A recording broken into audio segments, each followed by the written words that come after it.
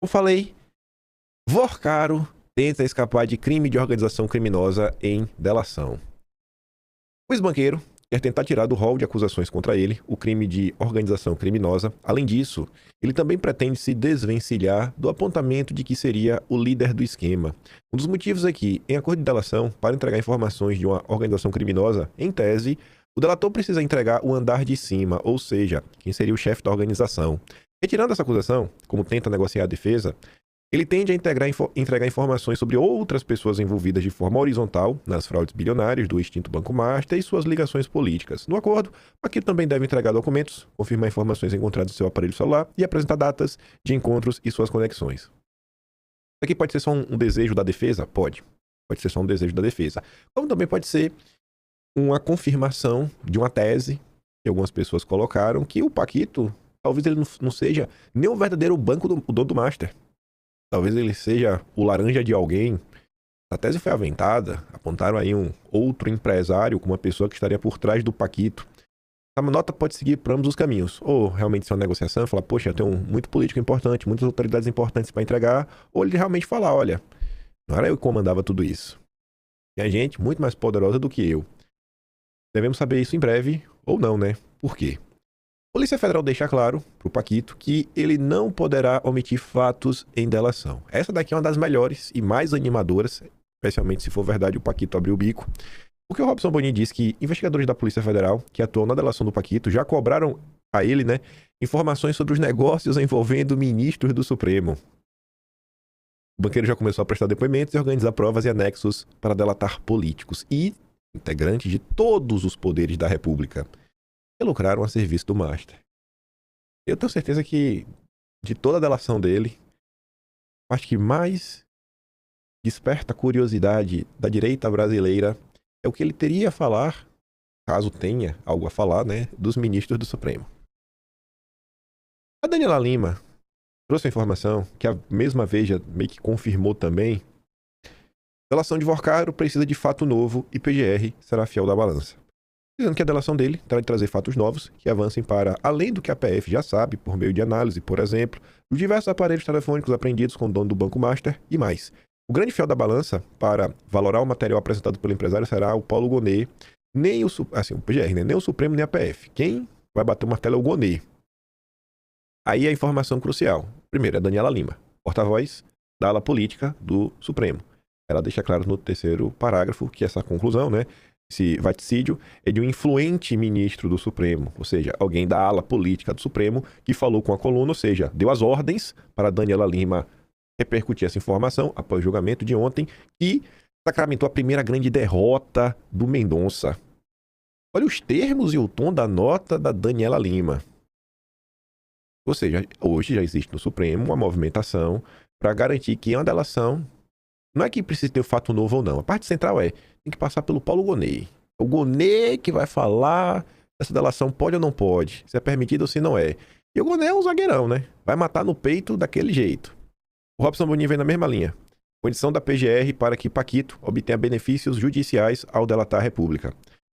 A PGR impôs uma condição para terminar benefício ao Paquito. Ele terá que entregar fatos novos sobre seus negócios ilegais, com políticos, servidores públicos, autoridades da República e empresários do mercado financeiro. O que a Polícia Federal já encontrou nas buscas e perícias não vale para o efeito de redução de pena. Aqui não tem aspas ou indiretinhas de ministros da área influente do Supremo, da área política, falando com Robson Boni, mas você vê que ele já parte do ponto que a condição da PGR. Então a PGR tem uma posição que ela determina, a PGR do Gonet. Estão querendo criar um cenário, né? Que vai ser o Gonet que vai decidir. Não a PF, não Mendonça, não um conjunto de todos. Gonet. A Mônica Bergman traz outro ponto de dificuldade. E aqui até então são dificuldades na delação. Ainda tá bom, porque tem gente já querendo melar o caso do Master e anular o caso do Master, que é o melhor que tem, né? E ninguém é punido, é tudo prova legal, não, tá todo mundo livre, leve, solto e águas passadas, né? Aí coloca a culpa no Mendonça ou em Bolsonaro.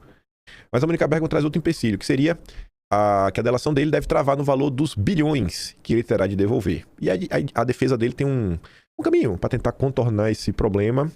E eu acho que esse caminho, para ser aceito ou não, deve depender do Gonet. A possibilidade do Paquito fechar uma delação veloz com a PGR e a PF deve esbarrar em um componente que travou colaborações anteriores em outros escândalos, o bolso. Para assinar o acordo, o Paquito terá que desembolsar dinheiro para o pagamento de multas e a devolução de recursos desviados. O cálculo é que a multa que ele terá que pagar, somada à devolução de recursos, ultrapassará a casa dos bilhões de reais. Só a venda de carteiras fraudulentas ao BRB, o rombo chegaria a 2,2 bilhões. Integrantes do governo chegam a falar na devolução de 60 bilhões de reais. Integrantes do governo Lula. A turma do Lula já está querendo dificultar pro cara. Delatar terceiros e se livrar de penalidades pode ser fácil e rápido, dizem advogados, mas colocar a mão no bolso e ficar praticamente sem patrimônio são outros 500. Bom, eu duvido que ele tenha 60 bilhões. Duvido que ele tenha 12 bilhões. Por isso, o momento de pagar em uma delação é sempre crítico, segundo um dos defensores. O Estado quer cobrar mais e os condenados desembolsar menos dinheiro. E muitas vezes eles não têm os recursos que policiais e procuradores acreditam que guardam em seus cofres, né? Segue o profissional. Uma possibilidade disso, um outro experiente profissional do direito, é que o Paquito faça uma delação tão forte que, em troca, seja penalizado com menos rigor financeiro. Se ele entrega um ministro do Supremo, cúpula do Legislativo, ministros do governo, um preço menor pode ser aceito. O menino tem que pagar nada. A depender de que ele derrubar, o Brasil que tem que pagar a ele. As autoridades teriam como justificar o fato de deixarem um criminoso na rua ou de darem a ele o benefício de penas menores e desembolsos suaves. Resta saber, né, se o Gonê, com toda a sua boa vontade, vai estar disposto a esse tipo de negociação. Outra delação, além do Paquito e além do Zettel, é a da Reag, que deve andar de mãos dadas com a do Paquito, porque o advogado do Paquito, o Juca, também é o advogado do Mansur, da Reag. Investigação sobre negócios da Reag vão atingir a política em São Paulo. E essa nota, ela soa muito mais como um recado para a classe política do que como uma matéria para informar as pessoas comuns. Por exemplo, do aposto, o que está entre os dois tracinhos. A caixa preta da Reag, do Mansur, começou a ser aberta. E o que está surgindo sobre a elite política paulista, olha agora, incluindo políticos sem mandatos e sem foro, é assustador.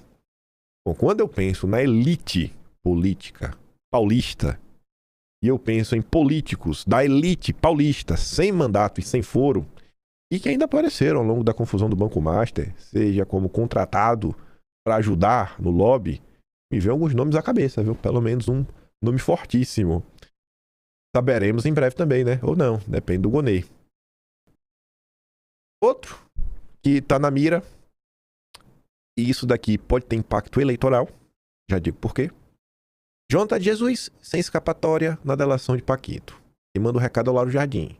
Pelo que já foi encontrado no celular do Paquito, Jonathan de Jesus, sobre Jonathan de Jesus, é inevitável que a delação do Paquito tenha um capítulo especial sobre o ministro do TCU, que é relator do caso Master na corte. Não é qualquer coisa. O que já foi encontrado, segundo o Lauro Jardim, exige um capítulo inteiro só sobre o Jonathan de Jesus. E por que eu falei que isso aqui pode ter impacto eleitoral? Lembra que nos últimos dias a gente comentou sobre algumas notas, diversas pessoas diferentes, mais de uma pessoa falou que o Banco Master vai se estender durante a eleição e o próprio Centrão vai ficar em silêncio, vai esperar que os representantes sejam nomeados, comecem a entrar aí no fogo cruzado para ver como eles vão começar a se defender ou não, né? Ou cruza os braços e finge que não tem nada acontecendo. E aí muita gente pontuando isso daí, dizendo que conforme vai avançando as investigações, delação, os nomes vão aparecendo, algumas pessoas podem ser, assim, alvejadas, né, ter o seu fim político eleitoral. O cara fala, cara, você tá num escândalo tão grande que tua chance de disputar um cargo de deputado, senador, governador, esquece, zero. Zero. Zero vezes zero vezes zero vezes zero vezes zero. E a depender da escala, porque se falava, né, de grandes lideranças, inclusive caciques políticos, você pode contaminar talvez toda uma federação, todo um partido. E quem é o senhor Jonathan de Jesus? É o menino do Marcos Pereira, do Republicanos. O Marquinhos Censura. Que tá aí, né, resistindo a todo custo a deixar o partido dele apoiar a direita. O Marquinhos tá tentando direcionar o Republicano para ajudar o Lula. Aí até comenta, né? Eita, Marcos Pereira, será que vai ajudar pro seu menino? Coincidência política ou mais um daqueles casos 100% técnicos que só são técnicos até começarem a abrir o conteúdo? O caso Master promete, se deixarem ele seguir. Ainda sobre a TCU, matéria da Daniela Lima, não é matéria, né? É garota de recados da ala política do Gilmar Mendes. Despachos de ministro constrangem TCU no caso Master e corte é pressionada, né? Quem? Jonathan de Jesus. O ministro já é alvo de um pedido de apuração feito pelo Ministério Público de Contas, que atua junto ao TCU, mas a pressão política vai subir. A nota da Daniela Lima foi antes da do Lauro Jardim, e a pressão já subiu. Sem apoio no governo, no Supremo, recado, né? E debilitado internamente, Jonathan de Jesus agora está na mira de ala poderosa do Congresso. É o Centrão, que não é o mesmo Centrão do Republicanos, né? A ala em específico, possivelmente vai ser ela do Renan Calheiros. Porque o Renan lá na frente AK, ele tava mexendo aí nessas confusões do Master em relação a ter seu Banco Central lá na CAI. Vai saber pra que lado vai. Aí é confusão pro Marcos Pereira resolver, né? Centrão. O que a gente espera do Centrão? Diz pra pior. Aí é aqui que as coisas começam a ficar meio estranhas. Só, enfim, isso aqui é só a manchete e o que o Gloves falou. E deixo que a nota da Globo destrinche um pouco mais pra você entender os percalços que podemos ter que enfrentar aí nas próximas semanas. Ainda mais que vocês conhecem o judiciário brasileiro. Primeiro vem a UOL falando. Ações de busca da PF no caso Master em sequência de indícios de vazamento. Olha lá, PF, vazando aí. Complicado, né? Não é bom, né, gente, quando tem vazamento assim, né? O democrático direito sangra.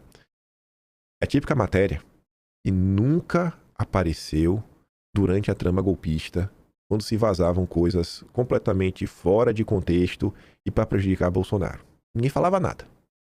Nem para dar destaque ao que o Cid acabou fazendo, né?